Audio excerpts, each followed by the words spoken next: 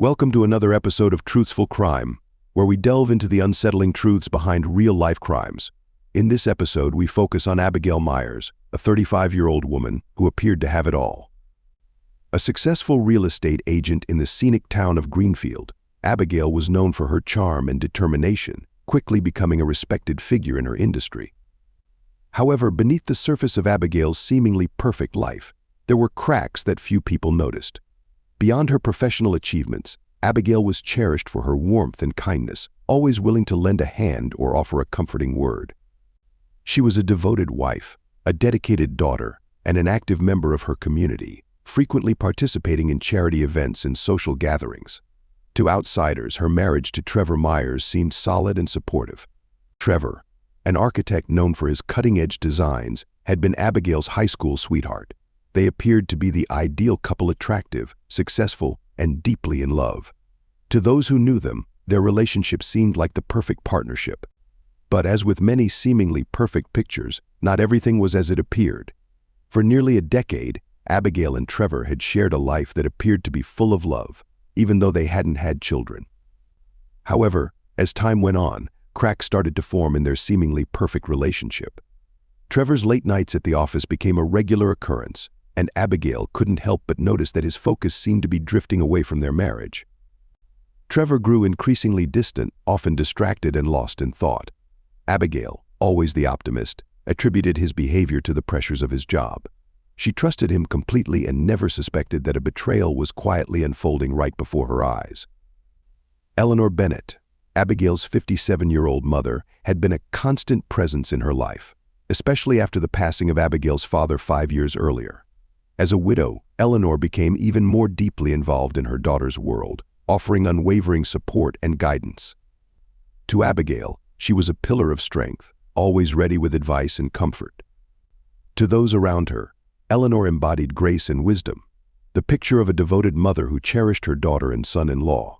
She often visited Abigail in Trevor's home, staying for days at a time to keep Abigail company during Trevor's business trips. But beneath this facade, Eleanor was hiding a dark secret. Beneath her composed exterior, Eleanor wrestled with her own loneliness and unmet desires. The quiet life of a widow had left her longing for connection, and that yearning led her down a dark and unexpected path. Over the past few months, she had become entangled in a secret and illicit affair with her own son-in-law, Trevor.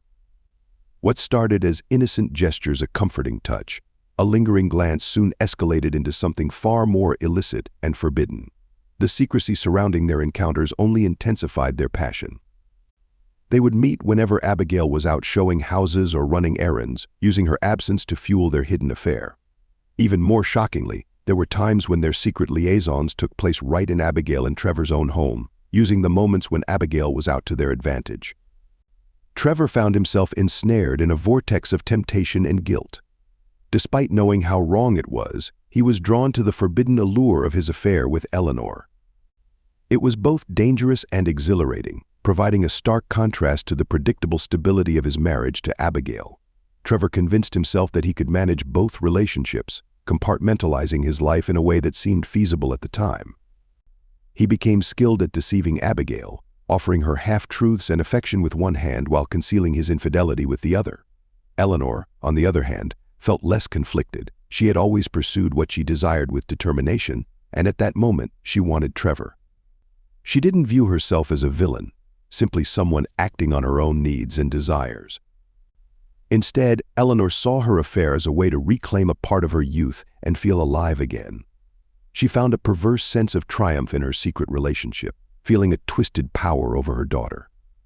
She didn't fully consider the potential consequences or the damage her actions could inflict on those around her. Abigail, completely unaware of the turmoil within her own family, went on with her life, as if everything was perfectly normal. She remained devoted to both her mother and her husband, trusting them implicitly and seeing their closeness as a positive aspect of her life rather than a potential threat. For months, Abigail continued to live her life, believing her mother and husband's close bond was a blessing. Unbeknownst to her, their relationship was rooted in something far more sinister. She remained focused on her work, attended charity functions, and maintained a facade of normalcy, never suspecting the deception unfolding right under her nose. the secret affair's fragile walls were bound to collapse eventually. It only required one mistake or misstep for the carefully maintained facade to fall and expose the hidden truth. When that moment arrived, it would unleash a wave of shock and upheaval, triggering a series of events that would culminate in tragedy. Abigail's carefully crafted life was on the verge of falling apart, and she was blissfully unaware. The people she trusted and loved were about to betray her in the most unimaginable way. When the truth finally came to light, it would be more devastating than anything she could have ever anticipated. The discovery of Abigail Myers' body was both shocking and tragic. It began on a quiet Sunday morning when Jasper Connolly, her neighbor, noticed something was wrong. Jasper, who had frequently exchanged friendly greetings with Abigail over their shared garden fence, felt that something was out of place. Jasper had enjoyed a light-hearted, flirtatious rapport with Abigail over the years, thinking nothing of it. But that Sunday, while tending to his roses, he noticed something unusual. Abigail's car was still in the driveway, and the house was eerily silent. Initially, Jasper brushed it off, assuming Abigail was simply enjoying a rare day off. But as the hours went by and the silence continued, an unsettling feeling began to creep over him. Jasper, ever perceptive, felt a growing unease. The stillness around the house struck him as odd. Deciding to check on her, he approached the home and noticed that the front door was slightly ajar.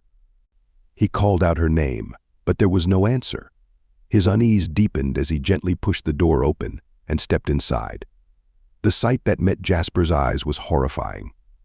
Abigail lay motionless on the cold tile floor, her eyes wide open and fixed on the ceiling. A pool of blood had formed around her head. Jasper stood frozen, his breath caught in his throat. For a moment he couldn't move or think. Then, as if jolted awake from a nightmare, he stumbled backward and fumbled for his phone, desperately dialing 911. His hands trembled as he dialed 911, his voice shaking as he reported the grim discovery. Within minutes, the once quiet street erupted with the wail of sirens from police cars and ambulances. Yellow crime scene tape was swiftly put up around the house, and a small crowd of onlookers began to gather, their curiosity piqued by the unfolding drama. Detective Laura Carson was among the first to arrive at the scene. Known for her meticulous attention to detail and relentless drive for justice, she immediately set to work. Her partner, Detective Samuel Ortiz, arrived shortly after, his face reflecting the gravity of the situation as he assessed the chaotic scene. As they entered the house, the pungent smell of death was overwhelming. Laura made her way to the kitchen, where Abigail's body lay on the floor. Kneeling beside the corpse, she carefully observed the scene, noting the blood spatter, the position of the body, and any other crucial details. Detective Laura Carson noted the bruises on Abigail's wrists, the blood on her head, and the broken glass scattered around her.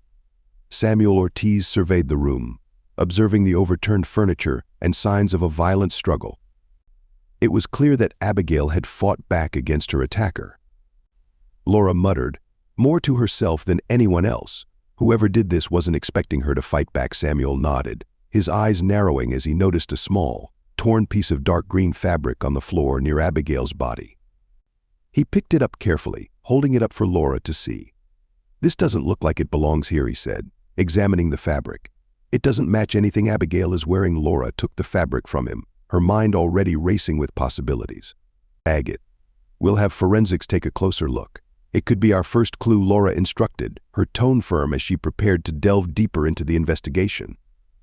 As the forensic team began their detailed work, Laura and Samuel focused on Jasper, who was seated on the front steps, looking visibly shaken and pale. They approached him carefully, recognizing the distress he was in. "Mr. Connolly," Laura said softly, introducing herself, "I'm Detective Carson, and this is Detective Ortiz. We understand this is difficult, but we need to ask you some questions about what you saw this morning," Laura said gently. Jasper nodded, taking a deep breath. "I just came over to check on her." The door was open, Jasper said, his voice shaky. "I thought maybe she was in trouble." I didn't expect to find. His voice faltered as he glanced down at his dirt-streaked hands, still trembling from the shock. "I've known Abigail for years," Jasper said, his voice breaking. "She was a good person. She didn't deserve this." Laura nodded reassuringly. "We're going to find out what happened, Mr. Connolly. You have our word." Inside the house, the forensic team uncovered more clues. In addition to the torn fabric, they found smudged fingerprints on the kitchen counter and a partially erased footprint near the back door. As the search continued, Detective Samuel's attention was drawn to a small, unusual detail: a broken vase lying beneath a nearby cabinet, its shards scattered on the floor. A faint scent of perfume, floral and delicate, lingered in the air, one that wasn't Abigail's usual fragrance. As the body was carefully transported for autopsy, Laura and Samuel began to piece together the initial evidence. They reviewed the clues, including the torn fabric, smudged fingerprints, and the unusual perfume, to start forming a clearer picture of what had happened. A faint scent of perfume, floral and delicate, lingered in the air, one that wasn't Abigail's usual fragrance. As the body was carefully transported for autopsy, Laura and Samuel began to piece together the initial evidence. They reviewed the clues, including the torn fabric, smudged fingerprints, and the unusual perfume, to start forming a clearer picture of what had happened. With so many questions and unknowns, the investigation was just beginning. Who owned the green fabric? Whose perfume was still lingering? And what truly transpired in this once happy home? One thing was clear: Abigail Myers' death was no accident. As they left the house that day, detectives Laura Carson and Samuel Ortiz knew they were only beginning to uncover the dark secrets lurking behind Abigail Myers' seemingly perfect life. The initial evidence pointed to the fact that Abigail's death was more than just a random act of violence. The case promised to be complex, with many layers yet to be revealed. The crime scene suggested a personal motive, marked by anger and betrayal. As detectives Carson and Ortiz reviewed the initial reports and evidence, they compiled a list of potential suspects. The torn piece of dark green fabric found near Abigail's body was sent to the forensic lab for further analysis. The detectives hoped the fabric would offer a crucial lead. Meanwhile, they started interviewing those closest to Abigail, beginning with her husband, Trevor Myers. When Laura and Samuel arrived at the Myers home, they found Trevor sitting on the couch, his eyes red from crying. Trevor looked upset, but something about his behavior didn't sit right with Laura. She'd encountered enough grieving spouses to sense when something was off, and his sorrow seemed forced, like he was trying too hard to act like the heartbroken husband. "Mr. Myers," Laura started gently, "we're very sorry for your loss." "We understand this is incredibly hard for you," Laura continued, "but we need to ask you some questions about Abigail." Trevor nodded, dabbing at his eyes with a handkerchief. I can't figure out why anyone would want to harm her," he stammered. "Can you think of anyone who might have had a motive?" Samuel asked. "Any recent disputes, arguments, or issues that Abigail talked about?" Trevor shook his head, appearing lost in thought. "No, nothing like that. Abigail was loved by everyone," Trevor said, his voice trembling. "She was so kind, always willing to help others. I can't imagine anyone wanting to hurt her." Laura observed Trevor's fidgeting hands, a telltale sign of anxiety. Were there any issues in her personal life? Anyone she might have been concerned about, she asked, her tone gentle but probing. Trevor hesitated briefly before shaking his head. "No, not that I know of," he replied, his voice lacking conviction. "Everything seemed normal," Trevor insisted, his voice steady but unconvincing. The detectives continued to question him, hoping for any detail that might shed light on the situation, but Trevor remained evasive, offering little of value. As they left the house, Laura couldn't shake the feeling that Trevor was hiding something. Her instincts, honed over years of investigations, told her there was more to his story than he was letting on. Eleanor Bennett was staying at a downtown hotel, and when Laura and Samuel arrived, they were struck by her calm demeanor. Despite the horrific circumstances of her daughter's death, Eleanor's composure seemed almost too controlled. "Mrs. Bennett, thank you for taking the time to speak with us," Samuel began, as they settled into the small hotel room. "We understand this is a very tough period for you, but we need to ask you a few questions about Abigail." Eleanor nodded, her face remaining blank and unreadable. "Of course. I want to help however I can." "My relationship with Abigail was good," Eleanor replied swiftly. "We were very close. She was my only child, and I loved her deeply," Eleanor said. Laura leaned in slightly. "And how would you describe your relationship with Trevor?" Eleanor's gaze wavered briefly before she replied. "We got along well enough." Laura and Samuel exchanged a glance, sensing that Eleanor's response seemed overly practiced and lacked genuine emotion.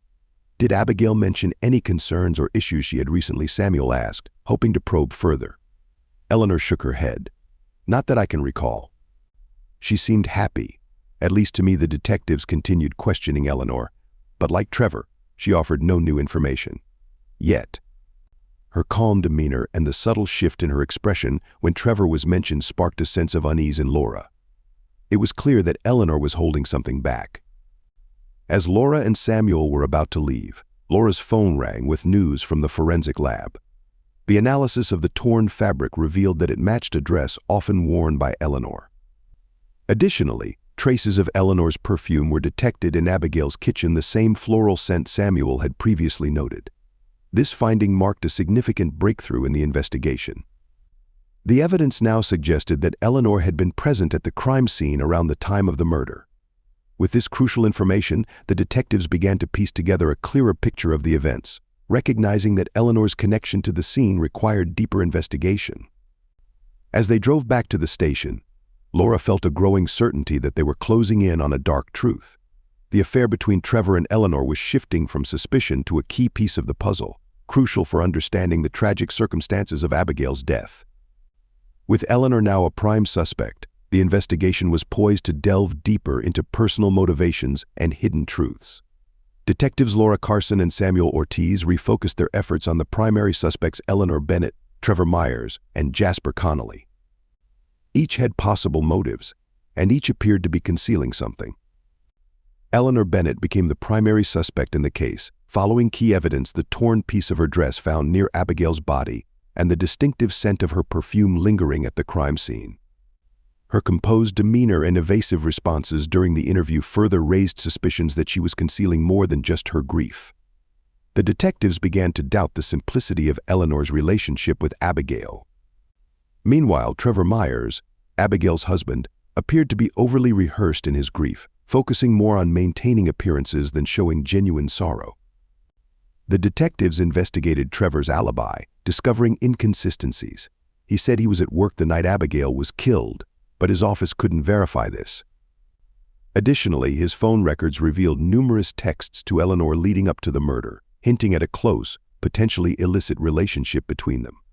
Trevor's affair with Eleanor had moved from suspicion to a likely motive for Abigail's murder. If Abigail had found out about their relationship, it would explain why both Trevor and Eleanor might have wanted her gone. The detectives took the possibility of Trevor and Eleanor's motive seriously, noting the extent of deception needed to maintain their affair and the lengths they might go to protect their secret. Jasper Connolly, with his flirtatious behavior towards Abigail and his discovery of her body, also remained a person of interest. When questioned further, Jasper maintained that his concern for Abigail was purely neighborly. However, the detectives were wary of his lack of a solid alibi and the seemingly convenient timing of his presence at the crime scene. Despite this, there was no direct physical evidence connecting him to the murder. The pieces of the puzzle were beginning to fit together. Laura and Samuel were increasingly convinced that Abigail's murder was a crime of passion, fueled by betrayal and desperation. With both Eleanor and Trevor having much to gain from Abigail's death, their secret affair provided a compelling motive. Jasper's involvement appeared less likely but remained a possibility that couldn't be dismissed without further evidence. With the primary suspects identified and their motives clear, the detectives prepared to intensify their questioning. They aimed to uncover a crucial piece of evidence or a revealing confession that would lead them to the truth. The net was tightening around Eleanor and Trevor, and detectives Laura Carson and Samuel Ortiz felt they were on the brink of a breakthrough. The carefully hidden secrets were close to unraveling, and the true story behind Abigail Myers' murder was about to be revealed. The detectives knew they needed one decisive piece of evidence or confession to crack the case wide open. The evidence increasingly pointed toward Eleanor Bennett and Trevor Myers, but the detectives needed either a confession or concrete proof to close the case. Their breakthrough came when the forensic lab reported new findings. A second, smaller piece of fabric from Eleanor's dress, this time with a faint bloodstain, was discovered at the crime scene. The bloodstain on the fabric matched Abigail's blood type, indicating a direct confrontation between Abigail and Eleanor on the night of the murder. With this crucial evidence in hand, Laura and Samuel prepared to confront Eleanor once more, certain that the confrontation would reveal more about the true events of that night. During the second round of questioning, Eleanor initially remained calm and denied any role in Abigail's death. However, when Laura presented the fabric with the bloodstain and the lab results, Eleanor's demeanor started to unravel. The once steady veneer of composure gave way to visible signs of distress as the evidence mounted against her. Eleanor's composure began to falter. Her hands shook slightly, and her gaze shifted nervously around the room. Laura, maintaining a steady tone, said, "We know you were at the scene, Eleanor. We found a piece of your dress with Abigail's blood on it." Eleanor's calm facade finally crumbled. Her eyes welled up with tears, and her voice trembled as she began to speak. "Yes, it was a struggle. Abigail found out about Trevor and me. She was furious. Things just got out of control." Tears welled up in Eleanor's eyes as she broke down, her voice choked with emotion. "It wasn't supposed to happen like this," she sobbed. "Abigail found out about Trevor and me." Eleanor's voice quivered as she continued. "She was furious, said she'd ruin us both. She wasn't herself, screaming, attacking me. I didn't know what to do. I tried to calm her down, but she wouldn't listen," Eleanor continued, her voice breaking. "I didn't mean to hurt her." Laura and Samuel exchanged a knowing glance, their suspicion now confirmed. This was the confession they needed, but Eleanor wasn't finished. "Trevor," she said, her voice trembling. "Trevor knew she found out. He was supposed to help me, but when things got out of control, he just left me there. He told me we had to make sure she wouldn't tell anyone," Eleanor continued, her voice barely a whisper. "He said we had to do whatever it took to protect ourselves." The detectives pressed her for more details, but Eleanor's tears turned into silent sobs, and she remained silent, clutching her face in her hands. With Eleanor's confession in hand, the detectives had enough to arrest her. However, Trevor's role was still unclear. Eleanor's statements suggested his involvement in planning the murder, so the detectives decided to bring him in for questioning. Later that day, they arrested Trevor Myers at his office. Trevor, unlike Eleanor, remained steadfast in his denial. He maintained his innocence, refusing to admit any involvement in Abigail's death. However, with Eleanor's confession and the accumulating evidence against him, it was evident to both the detectives and Trevor himself that his version of events was crumbling. The investigation had reached a crucial turning point. Eleanor's confession and Trevor's subsequent arrest were unraveling the truth behind Abigail Myers' tragic death. What began as a secret affair between a mother-in-law and her son-in-law had escalated into a deadly confrontation, leaving both a family devastated and a community in disbelief. The detectives were poised to bring this tragic case to a close. With Eleanor Bennett's emotional confession and the growing evidence against Trevor Myers, detectives Laura Carson and Samuel Ortiz acted swiftly. Both Eleanor and Trevor were formally charged with the murder of Abigail Myers, setting the stage for the legal proceedings to begin. The courtroom was packed on the day of their arraignment, the atmosphere charged with anticipation. Eleanor, visibly distressed, entered a guilty plea to manslaughter. She confessed to killing Abigail during a heated confrontation, but her attorney argued that the act had been one of panic, not premeditated murder. The defense portrayed Eleanor as a desperate woman overwhelmed by an impossible situation, claiming she was manipulated by Trevor into believing there was no other option. They painted her as a mother driven to madness by the fear and shame of her affair being revealed. Meanwhile, Trevor maintained his innocence, pleading not guilty and insisting he had no part in Abigail's death. The defense portrayed Eleanor as a desperate woman trapped in an untenable situation, manipulated by Trevor into thinking there was no other way out. They depicted her as a mother driven to madness by the fear and shame of her affair coming to light. Meanwhile, Trevor maintained his innocence, pleading not guilty and insisting he was not involved in Abigail's death. The prosecution presented a strong case, showing how Trevor had manipulated Eleanor into maintaining their secret and pressured her into taking drastic actions. They showcased secret text messages, phone records, and Eleanor's confession, which implicated Trevor in orchestrating the cover-up of Abigail's murder. The evidence made it clear to the jury that Trevor bore significant responsibility for pushing Eleanor into her tragic actions. After weeks of intense courtroom drama, the jury deliberated for only a few hours before finding both Eleanor and Trevor guilty of second-degree murder. Eleanor was sentenced to 15 years in prison, while Trevor received a life sentence without the possibility of parole. For Abigail's friends and family, the verdict offered a measure of closure, but could not erase the deep trauma of her violent death.